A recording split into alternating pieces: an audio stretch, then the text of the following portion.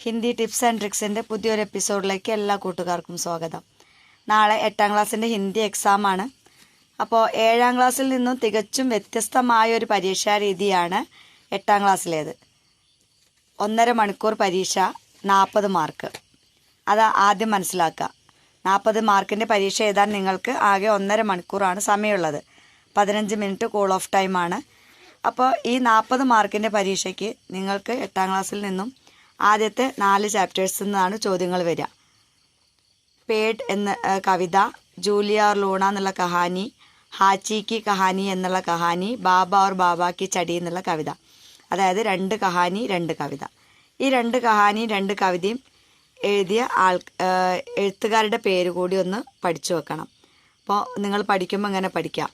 പേഡ് സുശീൽ ശുക്ല की कविता है, जूलिया और लूना नेहा सिंह की कहानी है, हाची की कहानी गीत चतुर्वेदी की कहानी है, ബാബ और ബാബ की ചടി ഗുൽസാർ की കവിത है. ഇത്രയും കാര്യങ്ങൾ ഓർത്തു വെക്കാം. ഇതിൽ നിന്നും ടെക്സ്റ്റ് ബുക്കിൽ കൊടുത്തിട്ടുള്ള എല്ലാ ആക്ടിവിറ്റീസും നിർബന്ധമായിട്ട് ആദ്യം പഠിക്കാം. ടെക്സ്റ്റ് ബുക്കിൽ ഇവിടെ ഇങ്ങനെ ഓരോ ആക്ടിവിറ്റീസ് കൊടുത്തിട്ടുണ്ട്. ഈ ആക്ടിവിറ്റീസൊക്കെ നന്നായിട്ട് പഠിക്കാം. അതിൽ സംബന്ധ് പഹചാനെ ഓർ ജോഡെ ബനായം എന്ന് കൊടുത്തിരിക്കുന്ന ഈ ക്വസ്റ്റ്യൻ ഇമ്പോർട്ടൻ്റ് ആണ്. എന്തായാലും വരാൻ സാധ്യതയുള്ളൊരു ക്വസ്റ്റ്യനാണ്. അതേപോലെ കവിതാസെ ഏ ആശയവാലി പങ്ക്തിയാം ചുൻകർ ലിഖേ. 2 കവിതയെന്നും ഈ ഒരു ചോദ്യം വരാം. കവിതാസെ ഏ ആശയവാലി പങ്ക്തിയാം ചുൻകർ ലിഖേ. കവിതയിൽ നിന്നും ഈ ആശയം വരുന്ന വരികൾ കണ്ടെത്തി എഴുതുക എന്ന് പറഞ്ഞിട്ടുള്ള ഈ ഒരു ആക്ടിവിറ്റി എല്ലാവരും നോട്ടിൽ ചെയ്തിട്ടുണ്ട്. ആ നോട്ട്ബുക്കിൽ അതിൻ്റെ ആൻസർ നോക്കിയിട്ട് നിങ്ങൾ പഠിക്കാം. അപ്പോൾ അതിൻ്റെ മുകളിൽ ഈ ഒരു ആക്ടിവിറ്റി ഇതാ ഇങ്ങനെയും ചോദിക്കുക കേട്ടോ പരീക്ഷയ്ക്ക് ഇങ്ങനെ. അപ്പോൾ നിങ്ങൾ ചെയ്യേണ്ടത് ഈ എ കോളത്തിൽ നിന്നും ബി കോളത്തിലുള്ളതിൻ്റെ ശരിയായ ബന്ധം കണ്ടെത്തിയിട്ട് ഇതിൽ ഏത് ഓപ്ഷനാണ് ശരിയായിട്ടുള്ളത് എന്നാണ് എഴുതേണ്ടത്. ഓക്കെ. പൂർണ്ണ രൂപസെ സഹി വികൽപ്പ് കിസ് ഗംബേ മേ ഹെ. ശരിയായ രൂപത്തിൽ, അതായത് സഹി വികൽപ്പ് ശരിയായ ഓപ്ഷൻ ഇതിൽ ഏത് കോളത്തിലാണ് ഉള്ളത് ചുൻകർ ലിഖേം തിരഞ്ഞെടുത്ത് എഴുതുക. അപ്പോൾ ആദ്യം ഇത് എന്ത് ചെയ്യണം? താലിക പഠേം, ഈ പട്ടിക വായിക്കുക. ഓർ സഹി മിലാൻ സമച്ചേം, ശരിയായ ബന്ധം മനസ്സിലാക്കുക. അതിന് ശേഷമാണ് നമുക്ക് ഈ ഒരു ചോദ്യം തന്നിട്ടുള്ളത്. അപ്പോൾ ഇങ്ങനെ ഒരു ചോദ്യം നിങ്ങളുടെ SCERT പുറത്തുവിട്ട ക്വസ്റ്റ്യൻ പേപ്പറിനകത്തും കാണുന്നുണ്ട്. അപ്പോൾ അത് നന്നായിട്ട് പഠിച്ചു വെക്കുക കേട്ടോ. ഓക്കെ. ഇനി അത് കഴിഞ്ഞിട്ട് നമുക്ക് ടെക്സ്റ്റ് ബുക്കിനകത്ത് വരുന്നൊരു ആക്ടിവിറ്റി എന്ന് പറയുന്നത് 1ാമത്തെ ചാപ്റ്ററിനകത്ത് ഇങ്ങനെ ഒരു ആക്ടിവിറ്റിയും കൂടെ വരുന്നുണ്ട്. നോക്കൂ, കണ്ടില്ലേ? അപ്നാ മത് പ്രകട് കർത്തെ ഹുയെ കവി കെ നാം പത്ര ലിഖേ എന്ന ക്വസ്റ്റ്യൻ ഇവിടെ ഉണ്ട്. കവിത ആപ്കോ കൈസേ ലഗി. അതായത് പേഡ് എന്ന കവിത നിങ്ങൾക്ക് എങ്ങനെ ഇഷ്ടപ്പെട്ടോ ഇല്ലയോ, എന്താണ് നിങ്ങളുടെ അഭിപ്രായം? അപ്പോൾ നിങ്ങൾ അപ്നാ മത്ത് എന്ന് പറഞ്ഞാൽ ഇവിടെ അഭിപ്രായം, ഒപ്പീനിയൻ എന്നാണ് അർത്ഥം. നിങ്ങളുടെ അഭിപ്രായം പ്രകടമാക്കിക്കൊണ്ട് പറഞ്ഞുകൊണ്ട് കവിയുടെ പേരിലൊരു കത്ത് എഴുതാം. അവിടെ കവി ആരാണ്? സുശീൽ ശുക്ലയാണ്. അപ്പോൾ സുശീൽ ശുക്ലയ്ക്ക് നിങ്ങൾ എന്ത് എഴുതണം? കത്ത് എഴുതണം. കത്തിന് ഹിന്ദിയിൽ എന്താ പറയുക? പത്ര എന്നാണ് പറയുക. അപ്പോൾ കത്ത് എഴുതുന്നത് എങ്ങനെയാണെന്നൊക്കെ നമ്മൾ നോട്ടിൽ നേരത്തെ ചെയ്തിട്ടുണ്ട്. അപ്പോൾ അത് കൃത്യമായിട്ട് പഠിച്ചിട്ട് പരീക്ഷയ്ക്ക് പോവാം കേട്ടോ. അടുത്ത ചാപ്റ്റർ ജൂലിയ ഓർ ലൂണ എന്നുള്ള ചാപ്റ്ററിൽ നിന്ന് ഇങ്ങനെ ഒരു ചോദ്യം വരും.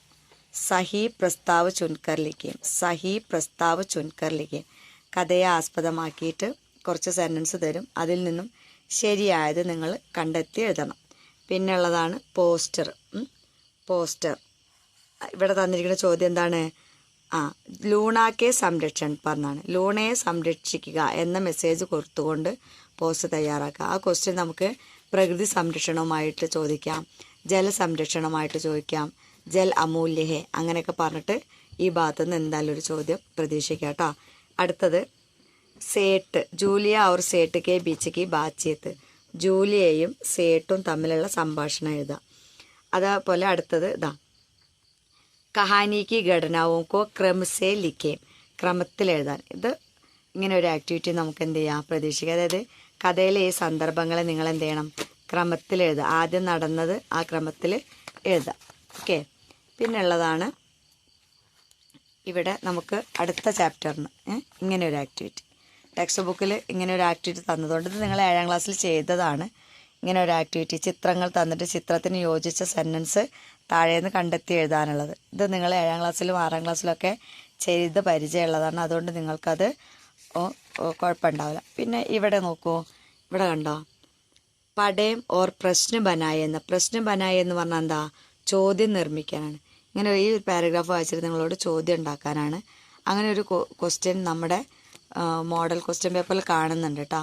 അപ്പോൾ ചോദ്യവാക്കുകൾ നമ്മൾ നേരത്തെ പഠിച്ചിട്ടുണ്ട്. അപ്പോൾ അത് ചെയ്യാം, സെൻറ്റൻസ് തന്നിട്ട് ചെയ്യാം. പിന്നുള്ളതാണ് ഈ ഒരു സംഭവം.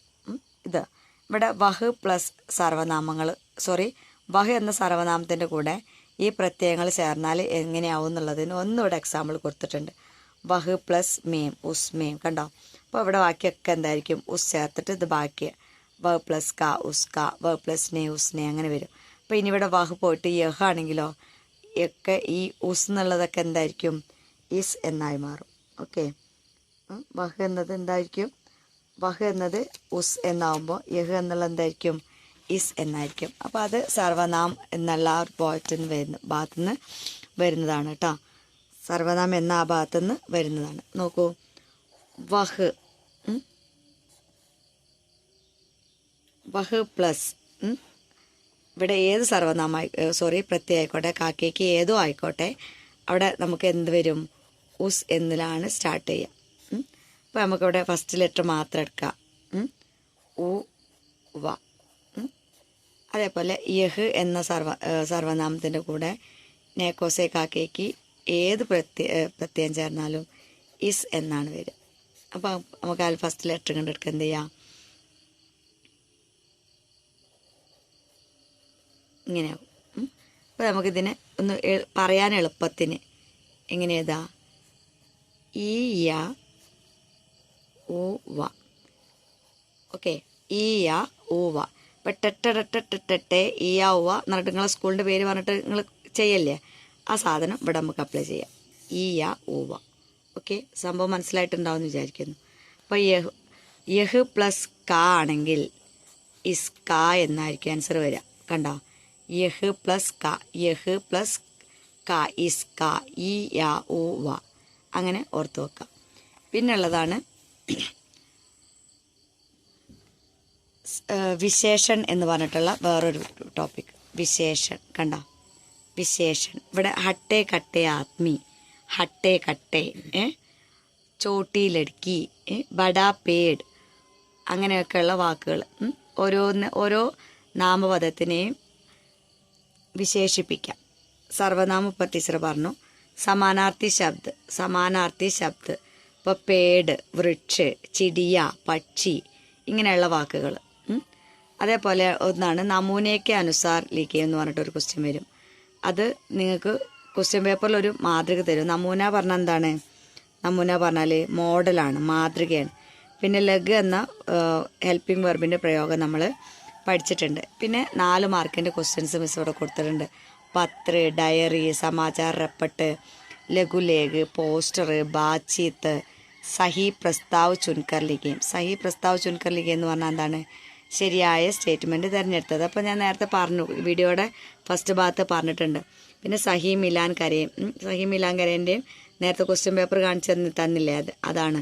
പിന്നെ ക്രമസേ ലിഖേം, അതായത് കഹാനിയിലെ സംഭവങ്ങളെ ക്രമത്തിൽ എഴുതുക.